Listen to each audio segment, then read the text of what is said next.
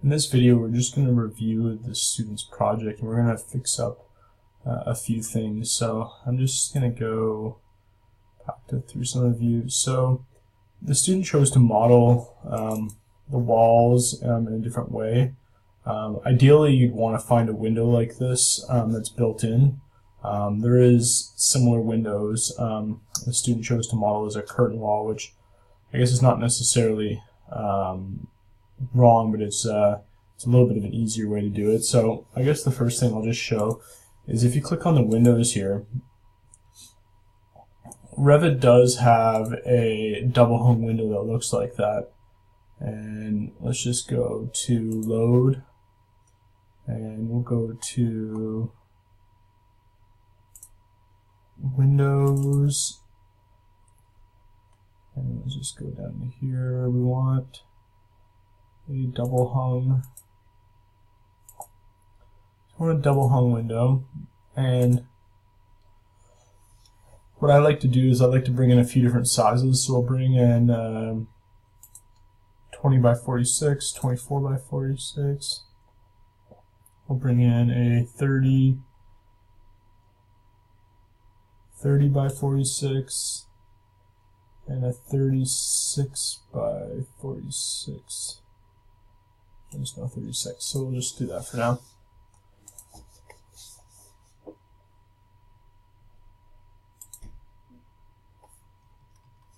So take this window and go to 34 by 46. This is kind of an awkward size, so what I'm going to do is I'm just going to go edit, and we're just going to duplicate this and make it 36 inches by 48 inches, which is more of a standard size for a window. So we'll change the width to 3, the height to 4.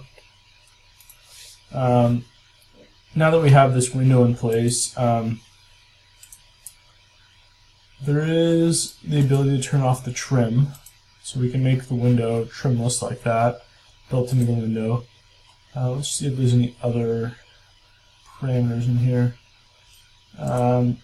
So I think, so we can actually, there actually is a button here to turn off the bottom mullions that are in there. So that basically gets you a window that looks exactly like that.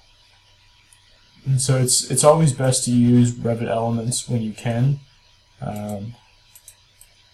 So that's how you would create those windows.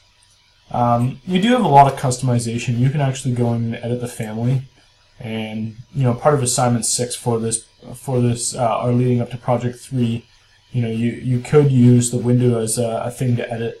But it's definitely better to use the windows here than using this curtain wall system and having the wall split up into many pieces like this.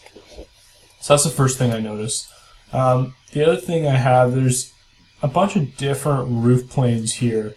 The first thing is there's something weird going on with this roof. And so the first thing I look at is just what is the slope of this roof. And let's just see here, roof by footprint. So instead of doing these arrows, the better way to do these roofs is to select these two lines and make them defined by slope. And we'll change that to I think it's probably about a 612. A little bit lower, so let's try 412. 412, that's better.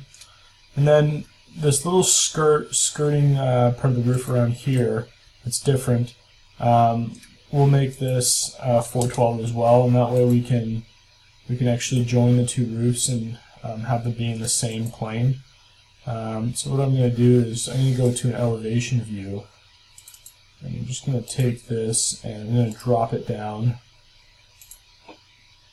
into there. And then go back to 3D here. And once I've done that, we want to join these roofs, and it'll make that edge disappear. This right here, the problem with this is the extent is on one of these sides is farther out than the roof allows. So that's just going to change that. Yeah, it looks like now we're getting getting cut off there now. Bring these edges over. And it looks like these roofs don't line up properly. So let's just edit footprint here for a second. So what we want to check is the distance between that wall and this one. So we'll make this to the edge of the wall.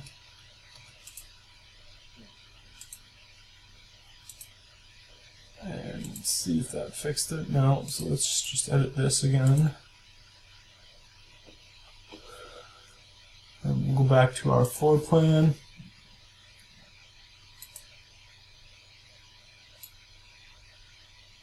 I'm just using the tab key to select a certain element of the wall. So we got 1, 1 to there.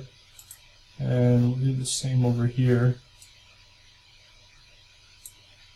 Yeah, so it's just 1/8 of an inch off. So I'm just going to do 1, 1. And we'll go back and look at that in 3D, and you can see that line disappears. So with this roof, we're going to want to... There's a whole bunch of different ways to model this type of roof, but I'm going to... I don't know what that little notch is there, but I'm going to turn off the slope for this one.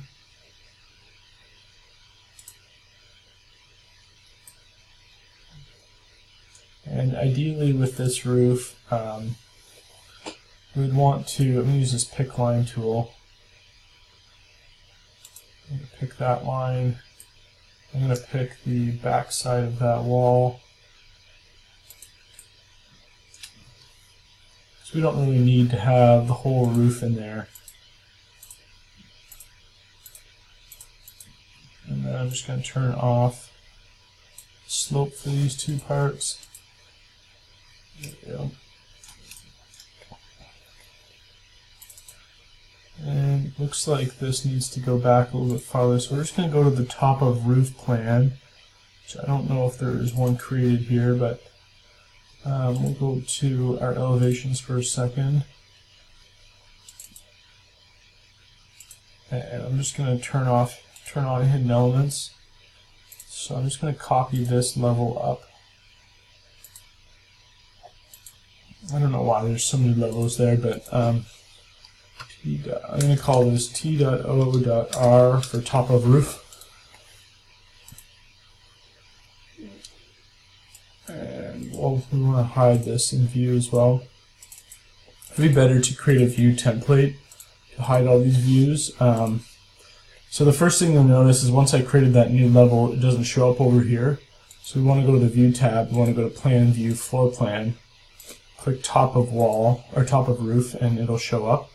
And you can also see that we don't see anything yet, so I'm just going to hide these section views. We don't see anything yet, so we'll actually want to change the view range. Change the view range down to level 1, and then you'll be able to see the roof. So now I'm just going to join this roof. That. And so with doing that, I'm just going to type RP on the keyboard here. And I'm going to create 2 reference planes on those elements. So what I'm going to do is then delete that, and I'm going to pick these 2 lines here. I'm actually going to clean up the roof a little bit further. I'm actually going to drag these lines out to here, and I'm going to remove part of that roof that we don't need. It's a little bit redundant. So I'm just going to use the fillet tool and fillet these lines here. Turn off the slope here. And we're just going to go into elevation view and fix.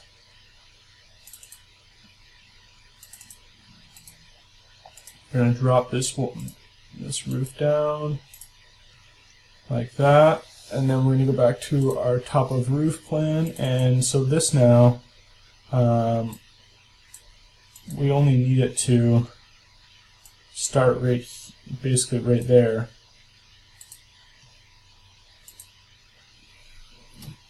And same with this one.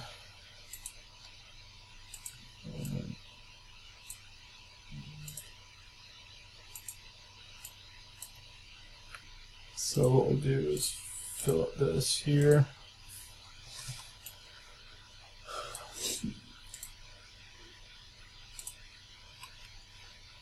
So now we have that same effect, but we only have 2 roofs here now instead of all of those extra ones. We'll go back and we'll add a piece in there for that part. So that's starting to get cleaned up now. What I'll do is I'm just going to click this little roof here, and what we'll do is we'll just mirror it using the mirror tool down here. That way we don't have to create a separate roof that fits, but I'm just going to drag this to about here, and I'm going to turn off slope on that line, and then it's going to be somewhere in here, so just bring it to there for now. I'm going to hide this top roof here, and let's see what's going on here. So we got a bunch of roofs happening again, so it's a very similar scenario. So this roof sticks out a little bit too far.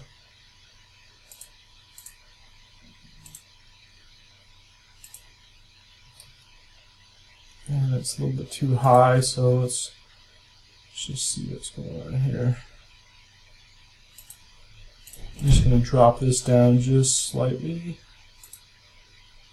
And it looks like I need to bring...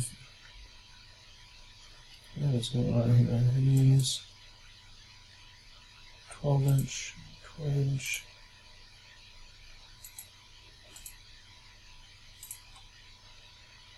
Bring these up just slightly.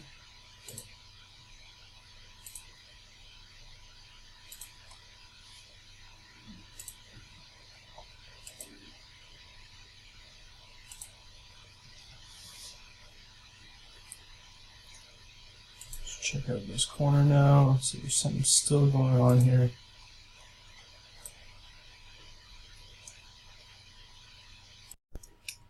So just looking at this main part, let's look at it in its top elevation, see what's going on here. So it lines up there. So it looks like it needs to go a little bit further. I'm going to bring it past and then we'll bring it back.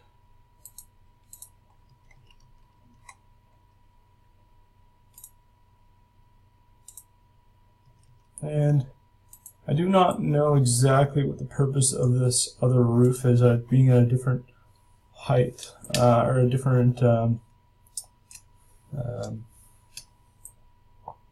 slope, but I'm just going to delete it for now and just show this as one roof.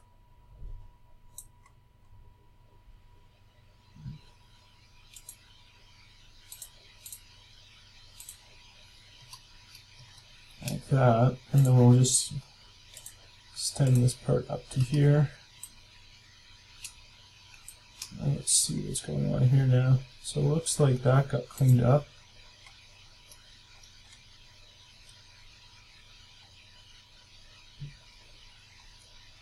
So there's a couple different ways we can handle this area here. Let me just think here. I guess probably the best way to handle it would be to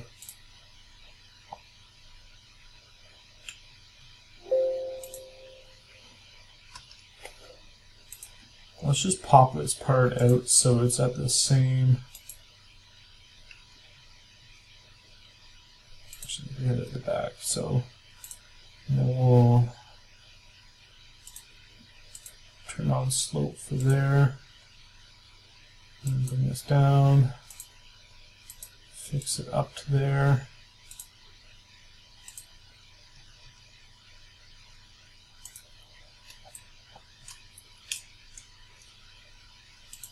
So this, let's just see what the slope of this roof is. So again, it's not necessary to use these arrows. It's better just to click these two sides and change this to the slope you want, and make it the same 412. You can also see that's causing other problems, so I don't know exactly the purpose of these walls right now. Oh, there's a second floor going in there.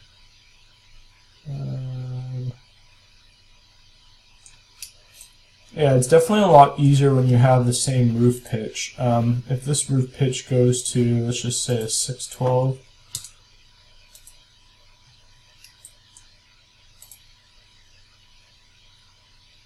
you would just want to hit this part and make this little section here 612, and they would line up nicely like that.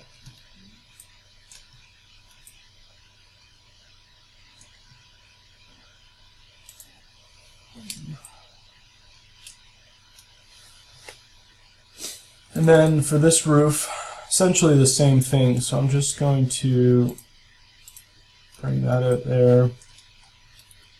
See what that distance is.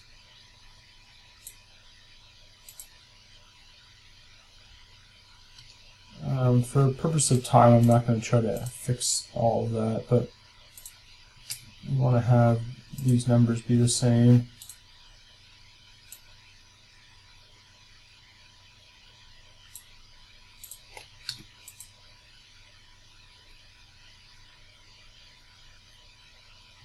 And then you probably won't, like we did with the other roof, let's bring that there.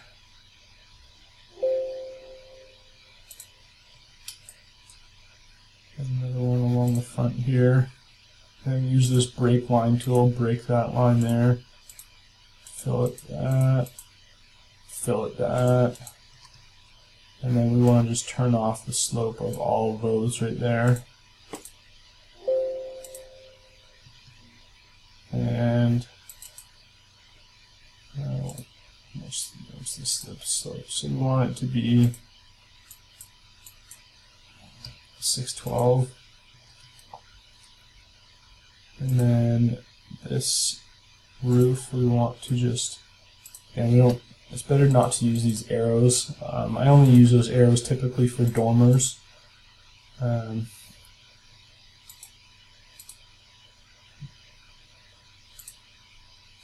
I'm using the tab key to help select things.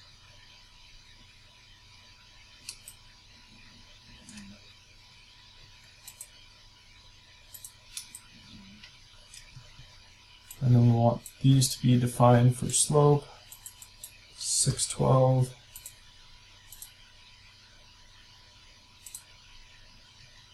So they're not aligned, so let's just go to elevations. Just drop this down just a little bit.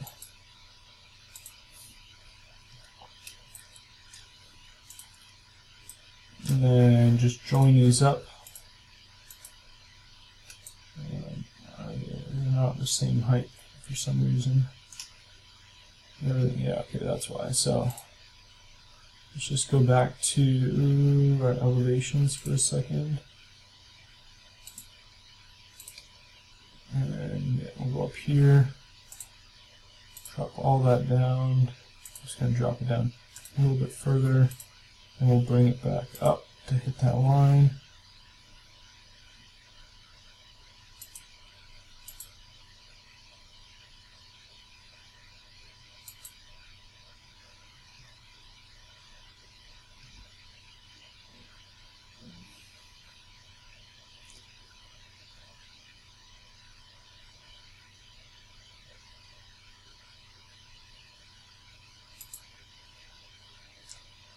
So that part is not the right height.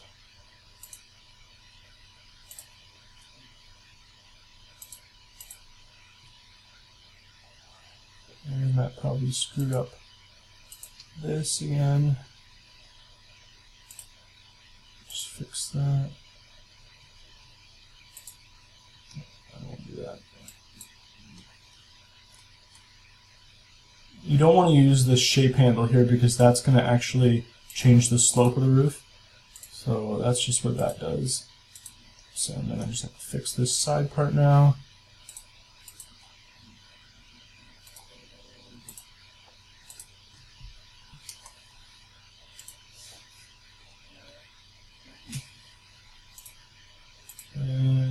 join these, join that, and the roof's definitely looking a lot better already.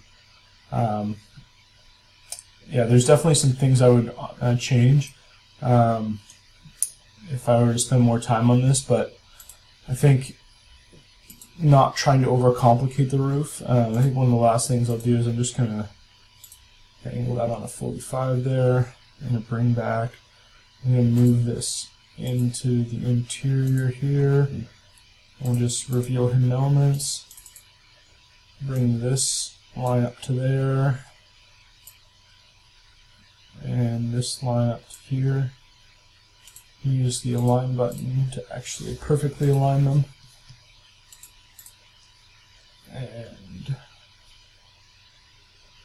And these two end slopes are different, so we're going to make these a 612.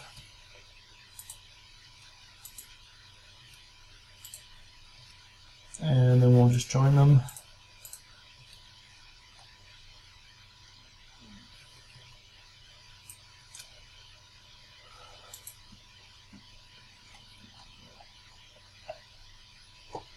Yeah. Anyways, that's just some minor improvements to the roof. A couple of last things I just want to touch on. If you look in the floor plan, we have concrete hatch showing.